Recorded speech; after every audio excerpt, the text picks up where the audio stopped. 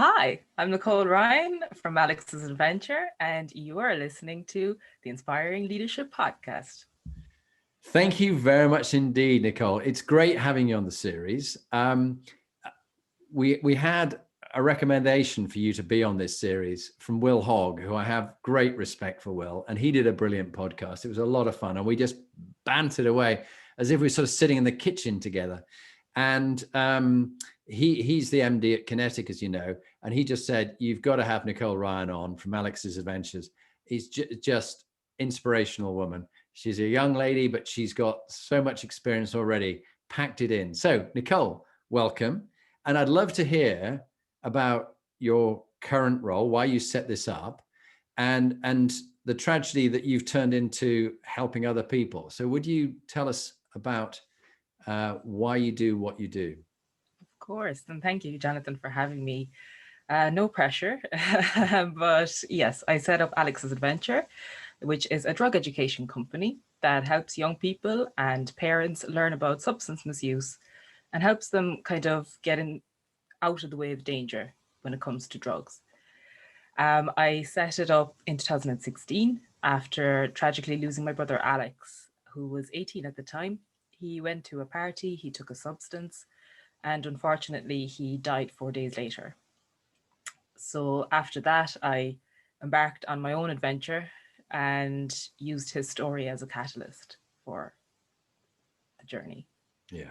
And I don't think I can hear it in your voice. I don't think you ever get over it, really, do you? No, it's not something you get over. It's something like you just get stronger. You do. You get stronger over time. Yeah. And if Alex was with us now, what would he be saying to you about what you've done and what he wants you to do? Firstly, he would be stunned. He would be like, oh my God, I can't believe this. One thing my brother always used to say when, as we were growing up, is that he'd always be famous. He always said that. He's like, I'm going to be famous one day.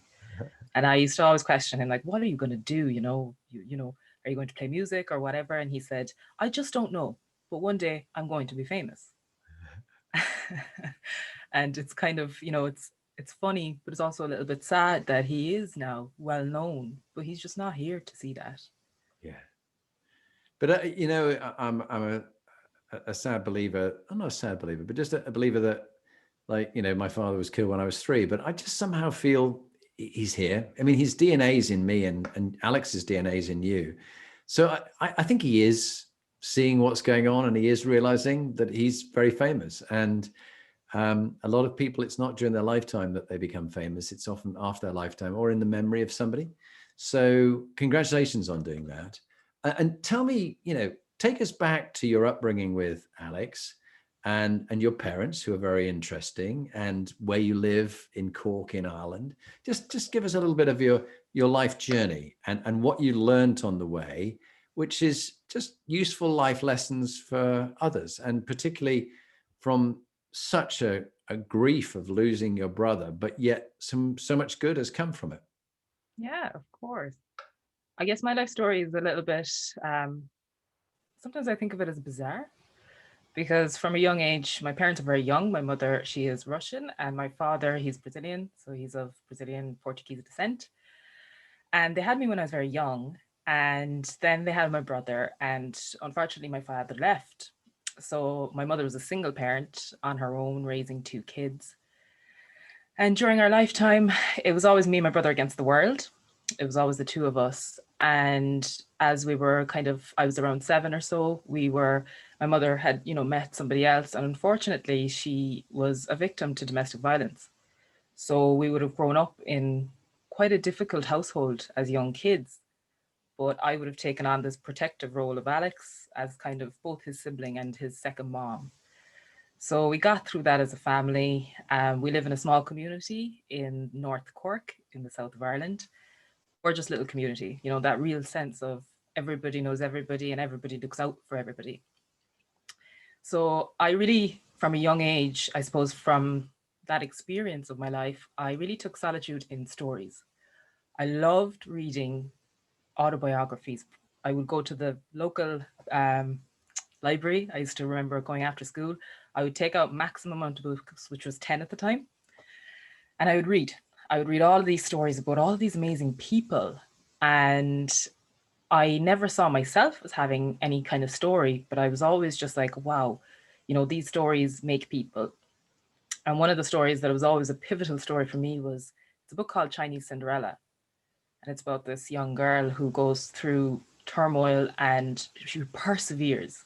And I remember reading that as a young girl and I thought, wow, that's an amazing story. Maybe I can persevere. And me and my brother were very different in the respect that I was your textbook box ticker. I went to school, I got good grades, I had planned to go to college. My brother on the other spectrum was chaotic. And I mean that in a good sense because he loved music. He didn't follow the rules. He had this wisdom about him for such a young person about his philosophies on life and how worry really just impacts you so negatively and you can't control anything beyond yourself. And for me, I didn't understand that. Not until he died. And so leading up, I wanted to do something with my life, but I didn't know what. And I decided that I would go and do marine and plant engineering, which was completely, off the wall. I woke up one day and thought, I'll do some marine and plant engineering. That seemed like a good thing for a girl in Cork to do. What was the connection with marine and plant engineering? Was it anybody you knew or any relation? No, it was actually a friend of mine was in the same class as me and he really wanted to do it. And I was kind of looking for a course and I was like, oh, I need something a bit challenging. I want to do something different, something, that with a sense of adventure. And so his cousin went there and he invited us to go to the open day. He's going to show us around. Yeah. So I walked in and I was like, oh my God, this is amazing. But now they sold it in a way that was like, oh, you can do firefighting, sea survival. This is your life. When the reality is it's not. It's not like that. They completely oversold it. 100%. And so I put it down on my CAO. It was the only thing I wanted to do. I got it. I was delighted. And off I went to college. And if you know, as you would know, a military or Navy type background, it's a man's world. And from the first day that I walked into those college doors, one of the things that I was very conscious of was the fact that I was a woman. And this was going to be a theme throughout the whole time that I was there and beyond that. So the lads had to work 100%, I had to work 150. Wow. And, it was always on the forefront of that. What also tended to happen was that the environment, the seafarer environment, sometimes can be quite masculine and very toxic in a certain way. You don't show emotion, you don't cry, you get on with your job, and that's it. So on top of me being a woman, I put on this other layer on top of me as well, because I didn't want to show emotion, because I knew that the first thing they would say is, you're a woman, of course you're going to cry. You can't be as strong as us. So going through college was difficult, but I proved myself and I was always proving myself. Now, that didn't come without trouble. I failed. I failed my final year. I was devastated.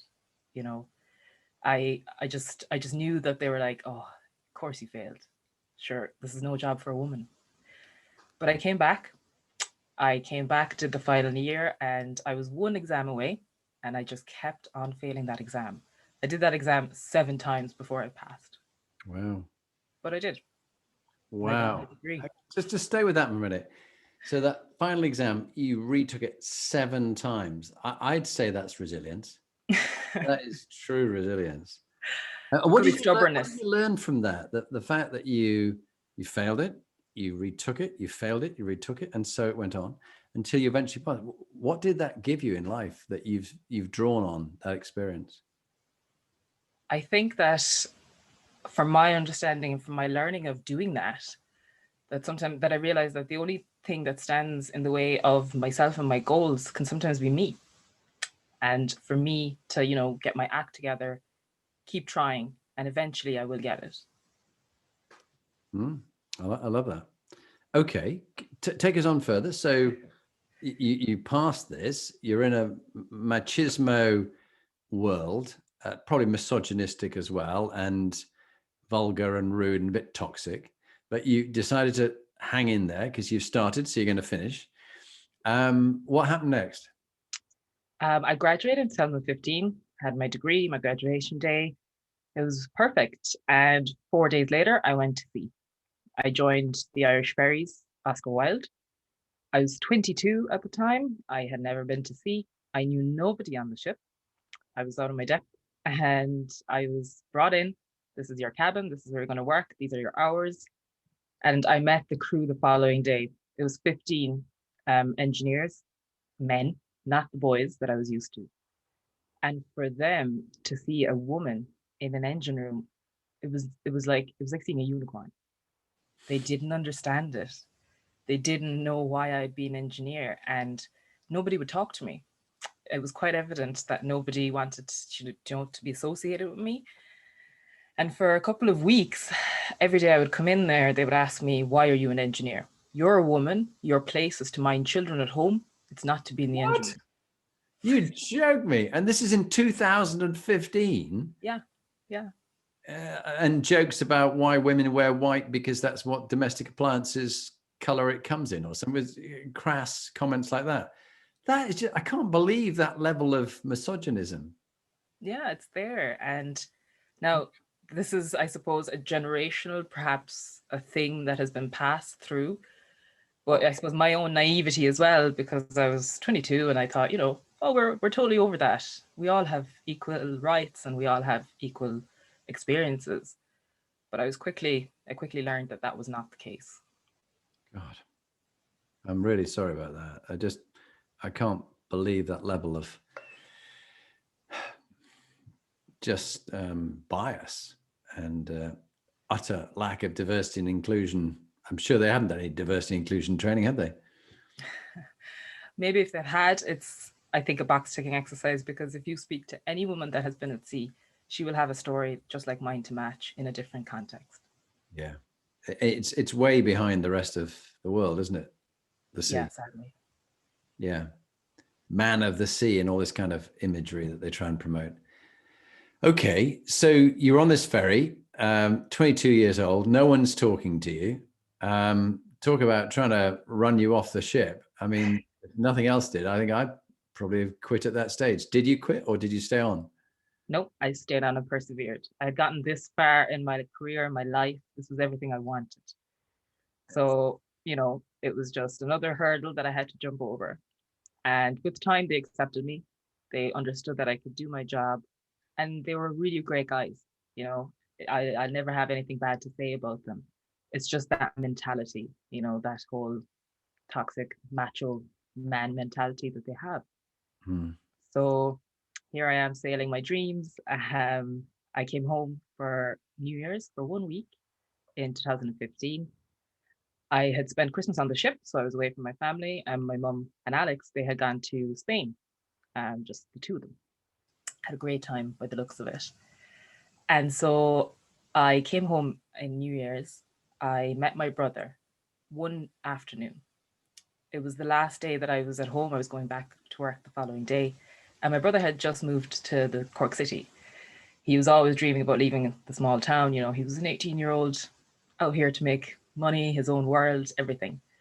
So he had just gotten a job. He was very proud of that fact. And he said that he was going to be late to meet me. And I remember thinking, oh gosh, I have to go back to sea. I have to travel. I'll catch him another time. But I said, look, I'm here now. I'll meet you. So I waited and I met him in Cork. We have this Glow Ferris wheel. It's this big thing that comes every Christmas. And I remember standing there, and I hadn't seen my brother for maybe 2 months at this stage. And I looked over at the bridge and I saw this guy walking. My brother was very unmissable because he was 6'7". He was a giant. Like he was a huge man. And I saw this guy and I was like, oh my God, who is that? And then I realized that that was Alex. And we had the encounter. It lasted about 10 minutes. We walked right through Cork City. I walked him to the bridge and I said, I'll see you later. And we hugged. And that was the last time I'd see him. And it was such a nice memory to have because we weren't fighting. So I'm thankful for that. And a week later, I was working. We were pulling into Rosslare Harbour. I was standing out looking at port. And my phone rang. I was just getting ready to go to the engine room, and my mum was on the line. And she said, Alex is in CUH, which is the hospital here. He's in critical condition. And she hung up, and I'll never forget hearing those words. For me, as a sibling, this was the worst possible thing that could have happened. I spent my whole life, protecting him, sheltering him. And here he was. And I left, went to my own type of thing. He was living his own life. And for me, it was just a wash of guilt as well, because I left and something happened to him. So I remember coming down to the engine room. I sat in disbelief, and one of the engineers said, "Are you okay?" And I said, "My brother's in hospital." And he said, "Oh my God." And I said, "Yeah, I gotta go." I rang my mother. She said, "Get off the ship. You have to come home now." So I did. And I remember running to the chief engineer's cabin, which is on deck 8, and I'm on deck 5. And it felt like I was running for years. I thought I would never get there. And when I did, I couldn't say anything. I just said, "I have to get off." So me, and I traveled for 2.5 hours. I had no reception. I had nothing. So I knew nothing of what was happening. And the only thought I had was that I hope he doesn't die. I hope I see him. I hope I get to be with him. And as I walk into the hospital, we have the national news on TV. It's 1 o'clock lunchtime news. I walk in, I see my mother, I look at the TV, and my brother's face is on the news. And I just remember thinking, what is happening? Nobody told me anything. And the nurse said, "You want to come in and see your brother?" I said, "Of course." And she said, "Prepare yourself." I've never been to the ICU, so I don't know what it's like. And I walked in and saw Alex for the first time, and he was hooked up to every machine. He was not breathing, he wasn't doing anything. She told me that he had taken a substance at a party, and unfortunately, my brother had a cardiac arrest. He was found in the middle of the floor, clutching to his chest, gasping for air. And then it took the paramedics 10 minutes to resuscitate him. So when I got there, it was up to him then to wake up. As the days progressed, we were just getting worse and worse news. My brother's brain was the big issue here. Nothing was working. What made it so difficult at the time was that the whole world was watching. Mm. The story was everywhere. And it was so public that you didn't get any room to think. We were just constantly making decisions day in, day out. And then on Friday, my brother was pronounced brain dead, which was so difficult to understand. And I always say this to people, which is really strange for me to say it. But when I left that room and I went out to get some air, there was a sense of horror, panic, but also a sense of relief. And when I say relief, I mean that in the sense of we had an answer. So much worse being in the uncertain space. And that was really it. Wow. And how did you pick yourself up from that? I guess we made a decision to make my brother an organ donor, which is one thing that we're really proud of, because he continues to help people beyond his grave. And for me, I hit rock bottom. Everything I had worked towards my whole life, it was always me against him. I planned everything meticulously. I looked for every possible outcome I had covered, besides this one. And I never saw it coming. And I had nothing anymore. I spent a few weeks just drinking heavily, because it was something that we're Irish, it's our go-to therapy. But yeah, I was in a very dark and bad place. And I hated how people looked at me. I hated how people were doing their only best. For me, the world stopped, but the world continued everywhere else. And I was just stuck in this place. And I decided one day that I had to do something, because if I didn't use all this pain that I have for some sort of a purpose, I wouldn't be alive. I wouldn't be here talking to you. Yeah, yeah. And thank God you are, because you've really turned something around. That's one hell of a story. I haven't heard one like it. And really after that, it's hard to ask any other questions, actually, but I will, and I hope you will bear with me as I do. I think knowing that, you know, you're 27 now, but looking back at yourself when you were 18, during that time, with all the experiences you've had, what bit of advice would you give young people who are 18, or to your young self from what you've learned now in the 9 intervening years? Don't be so quick to grow up. Don't be so quick. I Yeah. was always so quick to grow up. I was always looking ahead, and I didn't enjoy the time that I had at the time. It's very true, isn't it? It's about being present. And do you do mindfulness and meditation? I do breathing. Yeah. At the moment. I'm starting to. I find it very difficult sometimes, but in my own personal, that I'm studying to be an addiction counsellor, it's something that I'm becoming more conscious of. Yeah. Yeah. Well, I'm a big fan. I do on 20 minutes a morning, and I have 10 minutes during the day, and probably 10 minutes at night before I go to sleep. And I do about 30 minutes of yoga every other day. And I wasn't doing it until really, I don't know, about 3 months ago. So my advice is persist. And you're a person, I get the impression, who persists seven times doing your finals. I think that's persistence. So breathing is great. What's the technique you use with breathing? For me, I find it very therapeutic to use my hands. So I place my hand on my chest and one on my stomach. Mm-hmm. And I would just sit and I would breathe in through my nose and out through my mouth and really just try and connect my mind to my body. Yeah. Well, then I think it won't be too difficult to transition for you to move to mindfulness and begin with 10 minutes. I find the app Headspace is very good. I also have Calm. But one of the I've read a lot around breathing, and I find very interesting the have you done alternate nasal breathing? Have you come across this?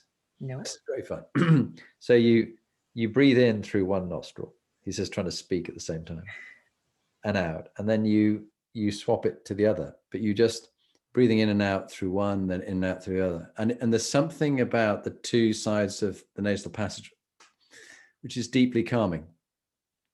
The other technique for you to practice, there's a whole 2 books I've read, Breath, I think of the guy who wrote Breath, and then there's Patrick McKeown's book, The Oxygen Advantage.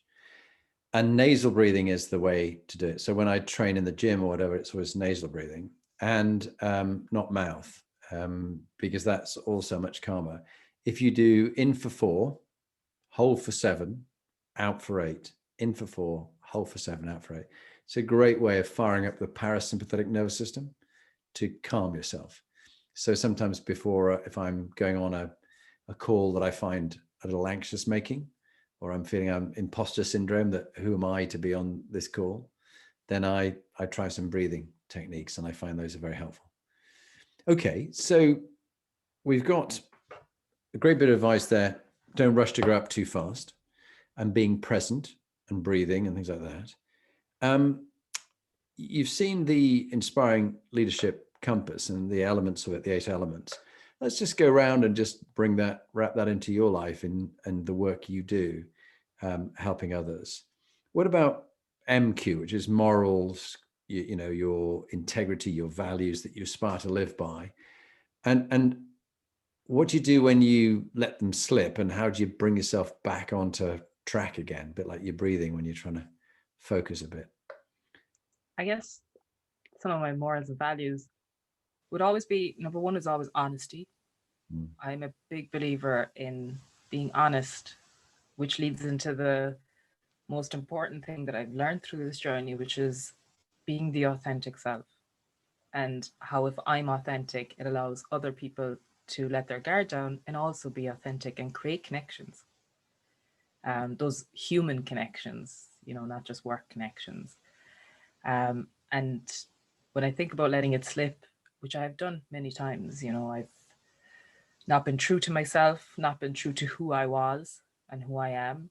And for me, it's always a trigger in my internal. My body will always let me know when it's like, Nicole, quick, quit it. You're lying. You're lying to yourself. And it's trying to get my mind to connect back to my body, which I think a lot of the time, all of us, well, not all of us, but a lot of people don't have that connect, and they don't truly understand how your mind can override your body, and you're not listening to that space that you're in, and your Yeah. body's telling you one thing, but your head is going the opposite way. Yeah. Well, it's interesting. Lee and I have 4 children from our 2 previous marriages, 2 each, and they're all the same kind of age as you. And I do think you have a maturity beyond your years, for which I congratulate you. Hard fought, hard won, whether it be on with the ships or whether it be the charity work you're doing. And I was thinking next about PQ, meaning and purpose, and why you do what you do. So tell me what gives your life now a calling, a sense of meaning and purpose. My puppy's having a little squeak in the corner, and my wife's just popped her head around the corner. Hi, Lee. And so, yeah, what gives you your calling and your vocation, Nicole? I think I'm lucky. I'm very lucky in life, in the sense that when I always say that my brother saved 5 people, not just 4, he saved me. A lot of people don't get a chance to find their true purpose or their true calling in life. Some can spend years trying to find that and never find it. When he died, he allowed me to see the situation, allowed me to see that I was always a dreamer, one of those girls that I was like, oh, I can change the world maybe. But I always was stunted by fear of what others think, fear of what I think about myself, feeling not good enough, all of those things that we feel as humans. And when my brother died, I saw that, my greatest fear had come to life. And the only way from rock bottom is up. Yeah. So my purpose now is it's just to help other people to access those stories, to understand that only you can save yourself. We can all be victims, and that's absolutely fine. You're allowed to be a victim, but you're not allowed to stay that way. That's a very good way of thinking. You're allowed to be a victim, but you're not allowed to stay that way. Because I think that's when I think of tough times that people I've coached or whatever, the healthiest way is to recognize that they've been in a bad place, and particularly the women we help in the Inspiring Leadership Trust that run by my wife. But don't let them stay there, because then you can wallow in that, can't you? It can be like a big muddy pit that you never get out. Exactly. And it happens to a lot of people, and it can happen very quickly or very slowly. But, you can't let your circumstances define you. Yeah. You can define it. Yeah. No, that's very true. You're not defined by your circumstances. And I think of one girl, Georgia, who came and spoke at a big event Lee did, and they told the story about the abuse that she'd been through, and people were shocked by it. And then she came up on stage, and they went, "This is Georgia," and they went, "Wow!" And like, she coming to talk about this, and she's 19, and her opening words were, as you said, "I'm not defined by my past. It doesn't define me. It's not who I am. It's who I choose to be, the choices that I make." Mm-hmm. That's very powerful. Thank you, Nicole. So really, the third area around the Inspiring Leadership Compass, what makes people high performing, is health quotient, an area that you've learned a lot about. Mental health and physical health, and addiction is obviously part of that. A lot of people are addicted to working, or they're addicted to something. And I know my people who are close to me in a previous life, alcoholic relatives, not in my current life, and people who, if they start a bottle of something, they can't put it down. They have to finish it, a whole bottle of whiskey or wine or whatever their addiction is. But how do you keep yourself physically and mentally healthy? And what do you do when you let it slip? And how do you get yourself back on or advise others? I think for me, this has been a journey, and it's going to be a lifelong journey. I first went to therapy about 2 years after my brother died. And I'm very skeptical. I'm a very, logical, no nonsense type person. And because I started the course that I am finishing this year, it was part of a requirement. If you want to be an addiction counselor, the mantra is you can't help anybody if you can't help yourself. Yeah. So for the first time, I was confronted with going to therapy and looking at myself and looking at what am I, what are my emotions, how do I feel, and who really am I? And that's been a journey in its own. It's there, because if you're self-aware, you can react better to certain situations. You can, understand yourself, why you're feeling certain feelings. What is that anxiety about? So for me, it's all about becoming that self-aware person. Yeah. I'm at the beginning, but I have a lot more to go, and I'm no expert by any means, but I understand how I start. Like, if I can understand myself, I can help others understand themselves too. Yeah. And it's a long journey. I mean, I'm almost 59, approaching 60. I'm still learning. I'm work in progress. And with such hard stories to tell and so deep conversation that we've had, a bit of light humor to raise our spirits. I remember someone was talking about a chap who was being interviewed by a DJ on a radio show, and he went in, and the guy said, "So who are you?" And he thought, either this guy's an idiot and I've come to the wrong show, he doesn't know who I am, or this is very deep. Just like, who are you? Well, I'm a father, I'm a husband, but really, who am I? Good question. So that's a question you could have a discussion about for years. IQ is the next one round, and this is like it's interesting enough. Do you know the IQ test? Roger Stairs, friend of mine, told me that the guy who was designing it died before he'd finished the work on it. He was really doing the work to try and show there are multiple intelligences, and those were they were very important, and IQ wasn't the really important one at all. But he died before he'd finished his work, and others grabbed hold of IQ and they went, "Oh, this is the solution for everything. We need people who are very high IQ." Well, you've seen the problems of that. No EQ, or none of the other multiple intelligences that they have, and now we've got super rich, smart people, smart in the IQ sense, but they're only good enough to pass an IQ test. It doesn't help them with anything else in life.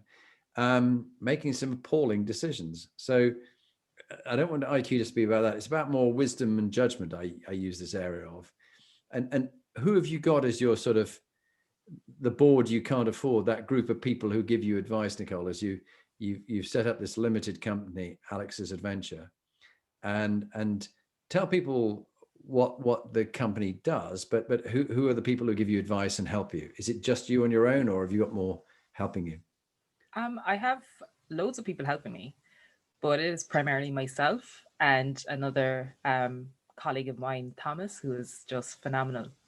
And what I've learned is that I've built my business on a story, which seems sometimes like, when I think about it, I'm like, all I had was a story. I didn't have any kind of investments. I didn't have anything.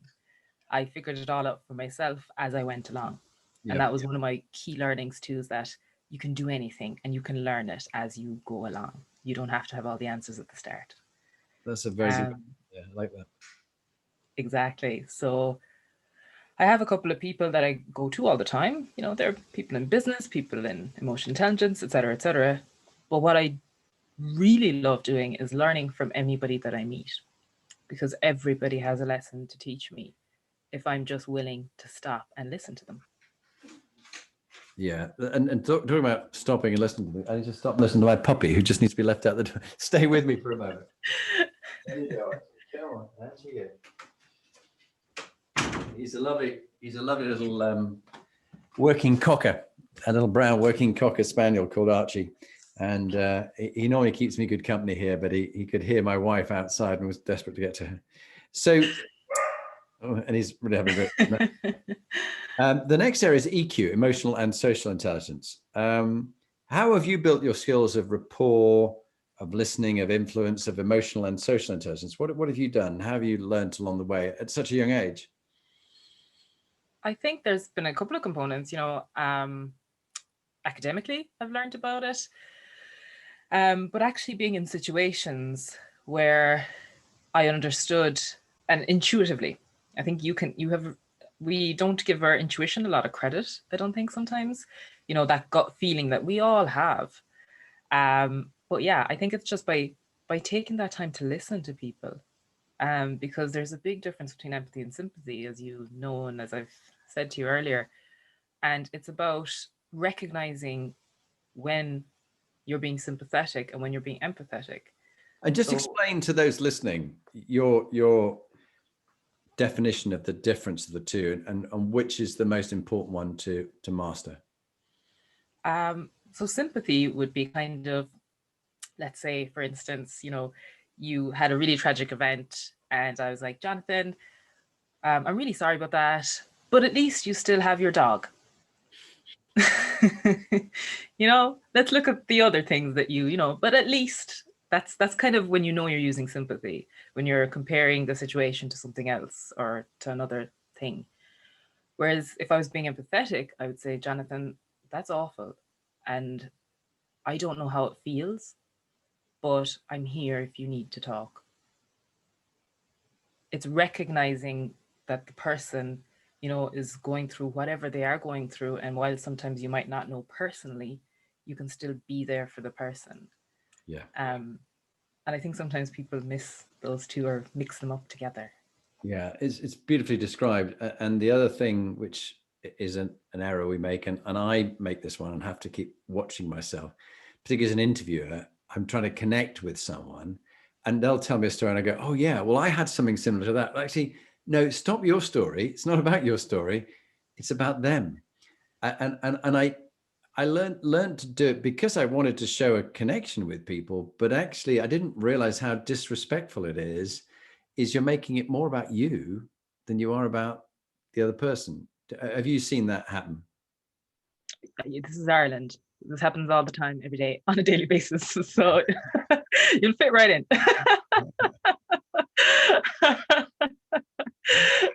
Yeah, we were laughing with Lee when we went over to a family gathering in Bundoran in Donegal, and there were 40 or 50 people in the room. It was a din. I could hardly hear myself think. And I go, what's going on? They go, oh, they're all meeting each other. And I said, no one's listening to each other. No, they're sort of listening in a roundabout way, but they're just telling each other different stories. And it's just great fun, but it's crazy. Resilience, RQ is the next one. How have you picked yourself up in times of adversity? And you've had a lot of adversity. And what gives you the resilience to get through? You've talked about resilience a lot. So you've clearly got something that's quite special here. And what could others learn from what you've learned at such an early age? I think one of the best ways that I've heard resilience, I suppose, talked about and just described is when I go back to that book that I mentioned, this Chinese Cinderella. In it, it's about What's the book called again? Chinese Cinderella. It's Chinese by Adeline Yen Mei. It's a phenomenal story, a true story too. And the way she describes it is that one positive dream is worth 1,000 negative realities. And if we have that one thing that we hold on to, dear to our hearts, that means the world to us, we have a purpose, we have the drive, and we can get through anything. Because at the end of the day, life is for living, and it's for, I believe, teaching us some sort of lessons. People always say, life isn't fair, all this kind of stuff. Life isn't supposed to be fair. Nobody said it was.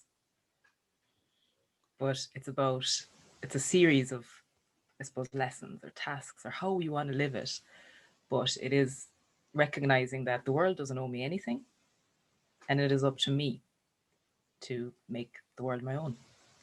That is so good. And I remember reading The Road Less Traveled by Scott Peck, and it begins with, life is difficult, And when you accept it's difficult, it isn't difficult anymore. Just if you just get over it, life is difficult. It's not fair. No one ever said it would be. And I don't know about you, but I've found great comfort in Stoical philosophy. And I read the Daily Stoic every morning. I listen to it because I'm dyslexic, so I listen to it. And it really is about controlling the controllables. The only thing you can control is your own thoughts and your own actions. I can't control what you do, Nicole, what my dog does, what my wife does. Definitely, husbands cannot control what their wife does. Don't even begin. And but I can control how I think about situations. So difficult situations will arise. I can't control those situations, but I can control how I respond to it. So it's stimulus and response. Is that what you've experienced and also read about? 100%. And I've seen it in my own journey as well.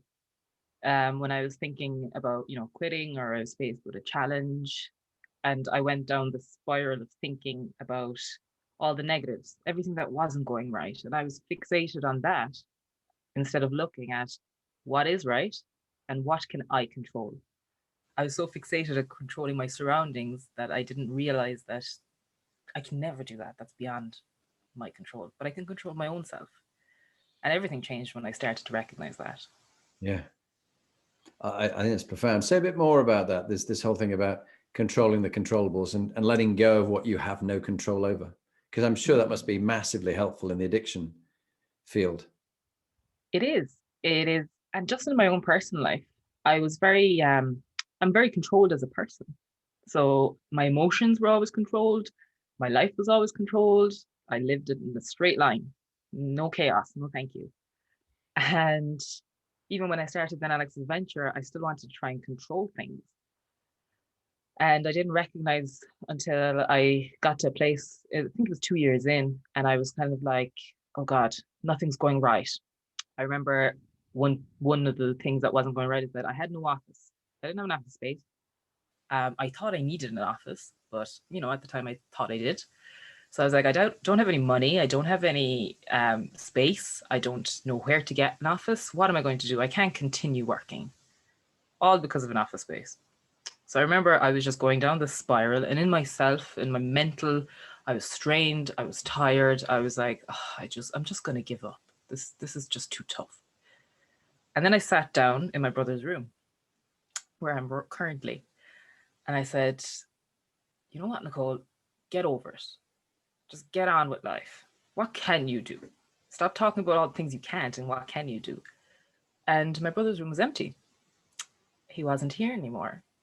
So I said, okay, let me try and turn this into a home space, a home office. So I did. Put a call out. I was looking for a desk, and it so happened that my friend was giving away a desk. So I was like, great.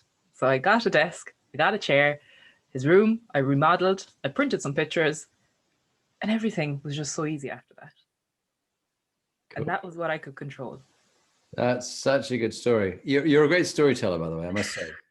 And I'm thinking about in our lives, I think we're sold a lie, certainly at school, from perhaps the establishment teachers that you're going to begin here and you're going to have this life through all the qualifications and university and onto the first job and marriage and just constantly going up the stairs or up this slope. But actually you have that, and then you go down there, and then you go up here and you go down there, and you have all these transitions in life.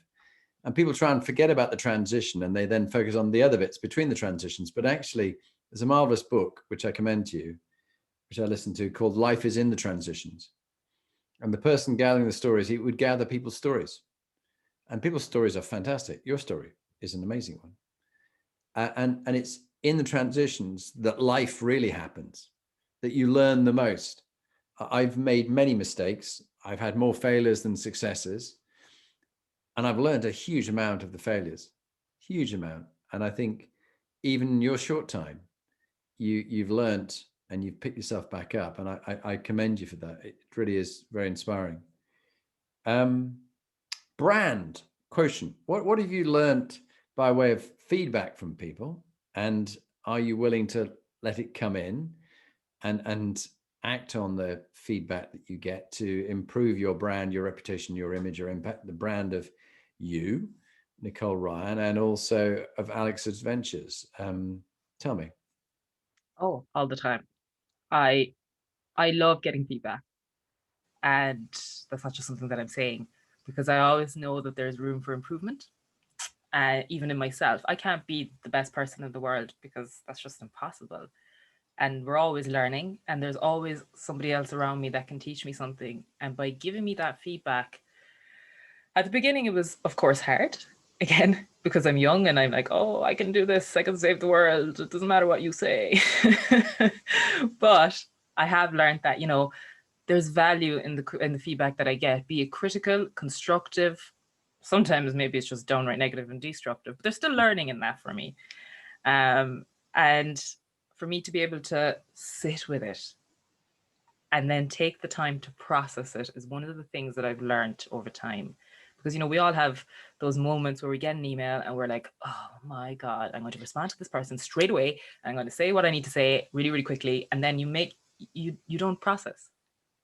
Whereas if you walk away, take an hour, come back, you feel differently about the situation. Yeah, so good. Someone said to me, if you can imagine that you've got a football or a basketball and you're throwing it around between a group, imagine the basketball is feedback.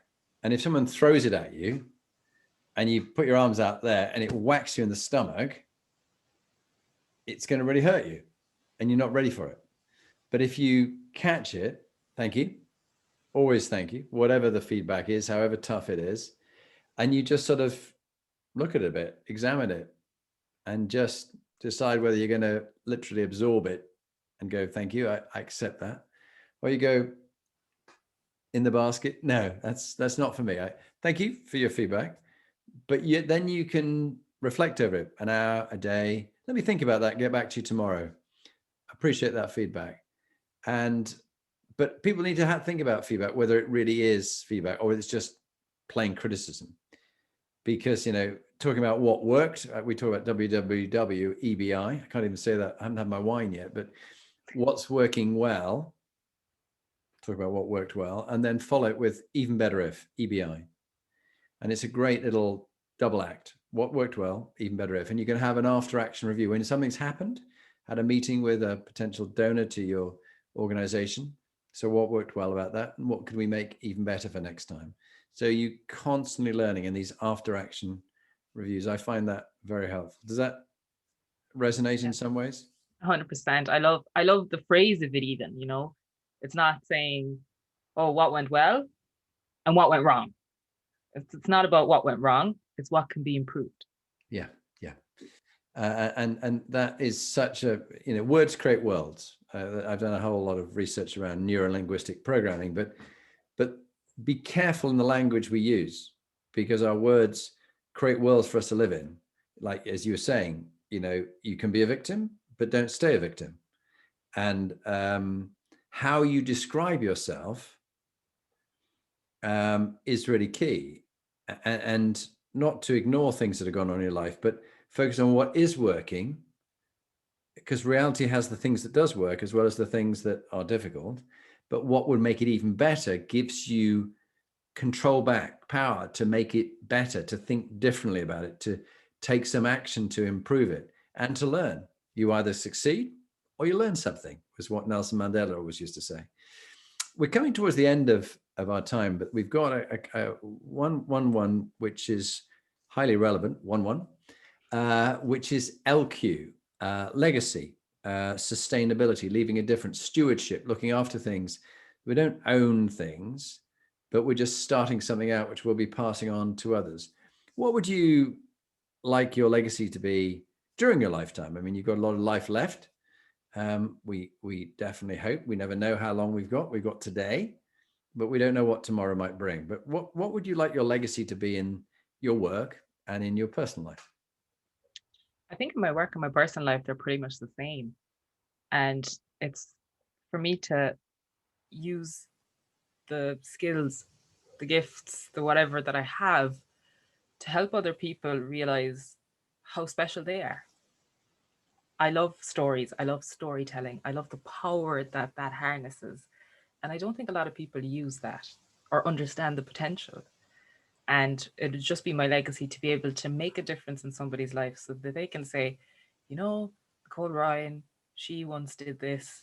And because she said this or did this, you know, it made me better. And I went for it.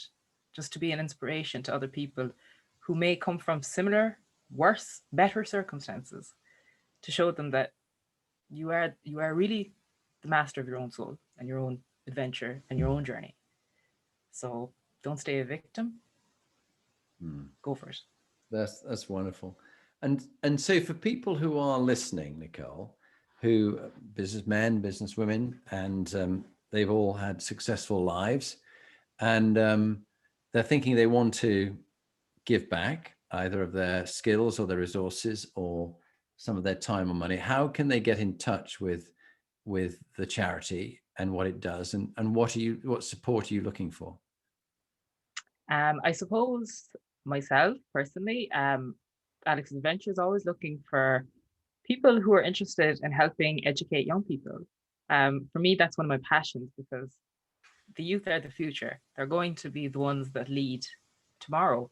So it's about, you know, if you're interested in helping sponsoring schools, getting in contact with me through the website, which is alexsadventure.ie, and just seeing how we can collaborate together to make a better impact within our communities and societies. Yeah, fantastic.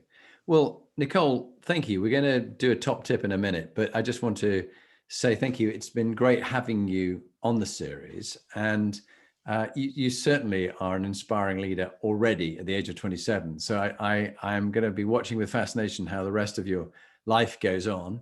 But the difference that you make to people, thank you for what you did, and for turning a family tragedy into help for other people. That's a real inspiration to me, and I'm sure to the many others that listening in 50 countries around the world. So thank you, Nicole. Thank you very much, Jonathan. It's been a pleasure. Hi, Nicole Ryan here again. My top tip would be from the Chinese Cinderella, and it is that one positive dream is worth 1,000 negative realities. And what I mean by that is that if you understand your purpose, if you can find that one bit of positive in your life that'll help guide you and lead you, it'll get you through any of the life's toughest moments that you will go through. So that's my top tip for today. Thanks.